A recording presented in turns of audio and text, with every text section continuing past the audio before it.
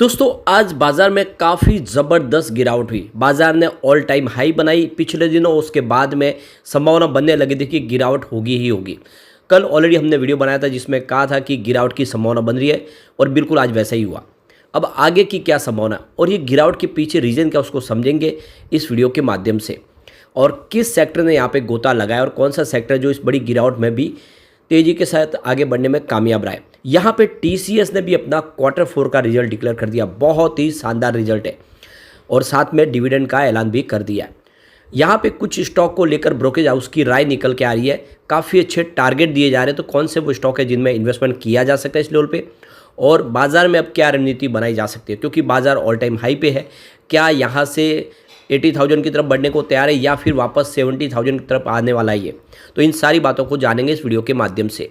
लेकिन फ्रेंड, उससे पहले अगर आप पहली बार हमारे चैनल पे आए तो चैनल को सब्सक्राइब कर दीजिए, एक बेल आइकॉन दबा दीजिए ताकि जब भी नया वीडियो बने पहला नोटिफिकेशन आपको मिले। वीडियो पसंद आए तो लाइक से जरूर कीजिए। चलो फ्रेंड्स, वीडियो स्टार्ट करते हैं। मैं हूँ आपका दोस्त एसपी दवे और हमारे अपने चैनल ऑनलाइन कमाई में आपका बहुत बहुत स्वागत है। तो आज निफ्टी और सेंसेक्स दोनों ही लगभग 1% गिरे हैं। तो बीएसई सेंसेक्स में 793 पॉइंट की गिरावट देखने को मिली, यानी 1.06% गिरावट। निफ्टी की बात करें तो यहाँ पे भी देख सकते हो कि जो गिरावट है 1.03% के आसपास थी और 234 पॉइंट की गिरावट देखने को मिली और 22,519 के स्तर पे क्लोजिंग देखने को मिली है। तो बिल्कुल आप देखो कि सेंसेक्स ने भी 75,000 के स्तर को वापस तोड़ दिया है, उससे नीचे आया है, दबाव दिखाई दे रहा है। अब जो आज जो गिरावट जो सबसे बड़ी थी, आप वो देख ही सकते हो कि निफ्टी 50 में ही थी। 1.03% की गिरावट थी, ये सबसे बड़ी गिरावट थी। और उसके बाद निफ्टी 100 में गिरावट थी, वो भी लगभग 0.94% के आसपास की गिरावट थी। और अगर हम निफ्टी 200 की बात करें, यहाँ पर भी 0.89% की गिरावट थी और निफ्टी 500 में भी 0.81% की गिरावट थी। तो आज जो बाजार में गिरावट हुई है वो आप समझ सकते हो निफ्टी के बड़े इंडेक्स में ही हुई है। मिड कैप और स्मॉल कैप में गिरावट उतनी नहीं थी। अब आप निफ्टी मिड कैप की बात कर ले तो देख लो कि 0.35% की गिरावट थी। निफ्टी मिड कैप 100 में जरूर यहाँ पे 0.62% के आसपास की गिरावट थी। और निफ्टी स्मॉल कैप की बात करें तो देख सकते हो कि 100 के 0.45% के आसपास की गिरावट थी और निफ्टी स्मॉल कैप 250 में भी देखें तो 0.41% के आसपास की गिरावट थी। तो गिरावट तो सभी इंडेक्स में, ये बात तो क्लियरली समझ सकते हो, लेकिन जो बड़ी गिरावट है वो बड़े इंडेक्स में ही थी। ओवरऑल मिड कैप और स्मॉल कैप बड़ी गिरावट से बचे आज। अब सेक्टरल इंडेक्स की बात कर ले तो जो सबसे बड़ी गिरावट आज हमें देखने को मिल रही है तो वो यहाँ पे क्लियरली निफ्टी फार्मा में दिखाई दे रही है। 1.72% की बड़ी गिरावट हुई है। और उसके बाद जो लूजर बना है यहाँ पे तो वो निफ्टी हेल्थ केयर इंडेक्स है, जहाँ पे 1.45% की गिरावट हुई। तो फार्मा और हेल्थ केयर में आज काफ़ी बड़ी उठापटक देखने को मिली, गिरावट की संभावना बनी। और इसके अलावा अगर आप जो गिरावट देखें तो वो निफ्टी पीएसयू बैंक में, जहाँ पे 1.26% की गिरावट हुई है। और उसके बाद में अगर आप देखें तो निफ्टी एफएमसीजी में भी 1.09% की गिरावट है। निफ्टी मीडिया में भी 1.21% की गिरावट हुई। तो ये बैंकिंग शेयर वगैरह सारे देखें तो सब फाइनेंशियल सेक्टर में भी 0.90%, लगभग 1% के आसपास की गिरावट है। ओवरऑल सभी इंडेक्स में गिरावट हुई है, कोई भी इस गिरावट से बचा नहीं है। सिर्फ एक मेटल इंडेक्स ऐसा था जिसमें 0.5% के आसपास की गिरावट रही है। अब यहाँ पे जो गिरावट हो रही है इसके पीछे 3 बड़ी वजह बन के आ रही है। 3 वजह की वजह से जो गिरावट का माहौल बन रहा है। तो यहाँ पे जो पहली रीजन है कि यूएस का इन्फ्लेशन का जो डाटा निकल रहा है, आप देखें तो इन्फ्लेशन बढ़ा है और जिससे एक आशा जगी थी कि रेट कट होगी, वो अभी फिलहाल जून के पहले दिखाई नहीं दे रही है। यानी अभी आने वाले समय फेड रेट कट करने की संभावना धूमिल हो चुकी है और इसका असर बाजार पर निगेटिव पड़ा है। दूसरी रीजन है कि यूएस इन्फ्लेशन की वजह से यूएस बॉन्ड यील्ड है उसकी, आप देखो उसमें काफ़ी ज़बरदस्त वृद्धि हुई है। करीब 400 बेसिस पॉइंट की वृद्धि देखने को मिली है और ये 10 ईयर के हिसाब से सबसे ज़्यादा हायर दिखाई दे रही है।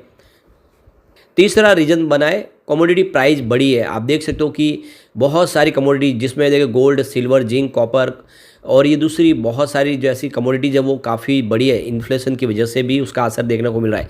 तो आप देखिए कमोडिटीज़ की प्राइस बढ़ेगी तो जो इन्वेस्टमेंट है जो मार्केट का वो गोल्ड की तरफ, सिल्वर की तरफ भी वहाँ पे शिफ्ट हो सकता है। तो ये कुछ रीज़न बन रहे हैं और इस समय बाजार भी ऑल टाइम हाई पे, तो लोग कोई सुरक्षित निवेश और तलाशते। तो ये कुछ रीज़न बन रहे हैं जिसकी वजह से आज गिरावट हुई है।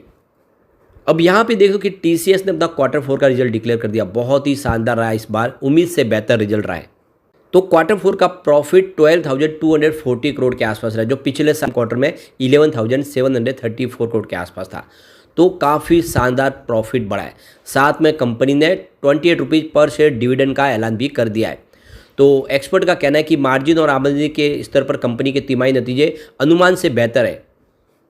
अब इस रिजल्ट का असर मंडे को ही देखने को मिलेगा कि इस बार जो प्रॉफिट 12,240 करोड़ के आसपास है, क्वार्टर 3 में 11,735 करोड़ के आसपास था, जहाँ पे करीब 4.3% की वृद्धि देखने को मिल रही है। रिवेन्यू 61,237 करोड़ के आसपास रहा है, क्वार्टर 3 में 60,583 करोड़ के आसपास, जहाँ पे 1.1% की वृद्धि है। एबिटा मार्जिन देख लो कि 15,918 रहा है, पिछले क्वार्टर में यह 15,155 करोड़ के आसपास, जहाँ पे 5% की वृद्धि है। ओवरऑल देख सकते हो रिजल्ट बेहतर है। तो देख सकते हो कि बाजार ने जो अनुमान लगाया था उससे बेहतर रिजल्ट देखने को मिला और इस वजह से कह सकते हैं कि इसमें आने वाले समय अच्छी संभावना बन सकती है और बाजार के लिए भी एक शुभ संकेत है। टीसीएस रिजल्ट जो है वो सोमवार को बाजार को थोड़ा सा सुधार सकता है। अब दूसरी तरफ देखें तो एचडीएफसी बैंक को लेकर खरीदारी की सलाह निकल के आ रही है। प्रभुदास लीलाधर ने इसका 2,000 रुपीज़ का टारगेट सेट कर दिया है। तो एचडीएफसी बैंक में खरीदारी करनी चाहिए और आप देखें पिछले दिनों स्टॉक काफ़ी ज़्यादा करेक्ट हो चुका है, गिरावट भी हो चुकी है और आने वाले समय इसमें एक बेहतर उम्मीद दिखाई दे रही है। और वैसे भी देखिए बैंकिंग शेयरों में अट्रैक्शन दिखाई दे रहा है, अच्छे बड़े बैंकों में निवेश के संभावना तो बनी रही है, तो दाव लगाने की यहाँ पे संभावना बन रही है। एक और बड़ी जो अपडेट है कि गोल्डमैन सैक्स की तरफ से देखें तो एक स्टॉक के अंदर बाय की रेटिंग दी गई है और देख सकते उन्होंने इसका जो टारगेट है 9,100 का टारगेट रखा है। पिछले एक साल में 213% ऑलरेडी ये बढ़ चुका है। तो देख सकते हो कि न्यूलैंड लैबोरेटरीज की बात करें तो आप देख सकते हो कि आज के दिन में इसमें कारोबार के दौरान ये 9% की ज़बरदस्त जंप लगाई और इसके पीछे वजह है गोल्डमैन सैक्स ने इसकी बाय की रेटिंग दे दी है और आप देख दो कि इसका जो टारगेट सेट किया वो 9,100 रुपीज़ के आसपास रखा है। तो देख सकते हो कि आने वाले इसमें उसकी जो प्राइस है उसमें 47% की वृद्धि की संभावना बन रही है। पिछले एक साल में ही इसने 213% का मल्टीबैग रिटर्न दिया और ब्रोकरेज फर्म का कहना है कि ऊंचे बेस के कारण न्यूलैंड लैब्स की ग्रोथ के सामने कुछ चुनौती आ सकती है। हालांकि आने वाले समय कंपनी के पास ग्रोथ को रफ्तार देने के लिए कई फैक्टर्स हैं। तो गोल्डमैन सैक्स ने कहा कि कम से कम 3 ऐसे फैक्टर दिखते हैं जिनमें न्यूलैंड लैबोरेटरीज की ग्रोथ तेज हो सकती है। इसमें बायोटेक फंडिंग की माहौल में सुधार, मौजूदा वित्त वर्ष के अंत से यूनिट 3 की क्षमता का विस्तार और वित्त 2024-27 में एक बड़े मॉलिक्यूल का कमर्शियलाइजेशन शामिल है। तो ये कुछ रीज़न है जिसकी वजह से अच्छी ग्रोथ दिख सकती है और इसमें निवेश की सलाह दी है गोल्डमैन सैक्स ने। तो आप देख सकते हो कि ये स्टॉक ऐसे है जो एक लॉन्ग टर्म के लिए आपको निवेश के बारे में इनमें एक आप रणनीति के तहत निवेश कर सकते हैं। वैसे देख सकते हो कि कल भी हमने डिस्कस किया कि उदय कोटक ने जो यूएस की महंगाई को लेकर बाजार को चेतावनी दी है। उदय कोटक का कहना है कि जिस तरह से जो इन्फ्लेशन बढ़ा है यूएस का, उस हिसाब से जो लग रहा था कि फेडरल रिजर्व जल्दी ही ब्याज दरों में कटौती करेगा, वैसी कोई उम्मीद दिखाई नहीं दे रही है और इसने एक माहौल बिगाड़ा है। लेकिन अब जो समझ सकते हो कि आप क्वालिटी स्टॉक में अगर आप इन्वेस्टमेंट इस समय करते हो तो आने वाले समय आपको अच्छा रिटर्न मिल सकता है। और देख सकते हो कि सबसे बड़ी बात है कि बाजार की डायरेक्शन को अब एक बड़े ट्रिगर का भी इंतजार है। वैसे तो टीसीएस की तरफ से बाजार को एक बूस्ट मिलने की संभावना मंडे को बन रही है, कोई और अच्छा ट्रिगर मिलेगा तो मंडे को तेजी बन सकती है, लेकिन बाजार ऑल टाइम पे हाई पे है और ऐसे में प्रॉफिट बुकिंग शुरू हो सकता है ये थोड़ी सी गिरावट और हो। इसीलिए आपको भी अगर इन्वेस्टमेंट करना है तो थोड़ा सा बाजार को सेटल हो दे, उसके बाद में ही निवेश के बारे में सोचें।